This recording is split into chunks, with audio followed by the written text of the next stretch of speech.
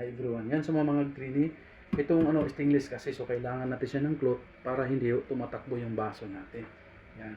Ang akala ko dati kasi ang tumatakbo is tao lang. Joke lang. So ito, continue tayo sa pagdala. Yan. Dapat kasi iba yung andito, iba yung pagdala dito, iba rin yung sa taas. Yan. Basic lang. Dandahan lang, saka huwag ka matakot. Yan. Unang-una, yan mo lang, oh. Tingnan mo mabuti. As relax ka. Dapat naka-straight yung paa. Yan. Tapos ngayon, huwag kang tumingin sa, minsan kasing iba, nagtingin sa dala niya, baka mahulog. Wag. Tuloy ka lang. Yan. Tuloy ka lang. Tapos pwede kang mag-whip. Tuloy ka lang. Tuloy. Yan. Straight lang. Yan. Tuloy lang. Yan. Pwede kang mag-whip. Tapos pag may tao, pwede mo siyang iangat. Pag may taong dumaan, pwede mo siyang iangat. Basta huwag ka lang matakot. Straight lang. Yan. Sa paglagay naman, kung meron jack tape, pwede mo siya, example, nakalagay dito na, dandahan mo siyang ilagay dito para ma-serve mo na. Yan.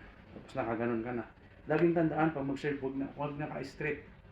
Kasi kung straight ka, hindi mo maabot yung sa malayo. Dapat naka-wave ka. Huwag mo kalimutan to. Huwag kang mag-serve na naka-straight. Dapat nakaganito. Para, kung may malayo, kailangan mo itong makadiin.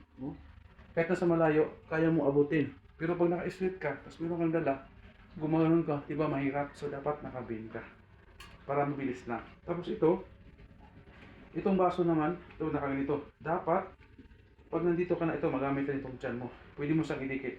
Example, pagkuha mo, yung dito sa kamay, itakbo mo rin pa atras. Para po, yung dito hindi siya, mabigat na doon.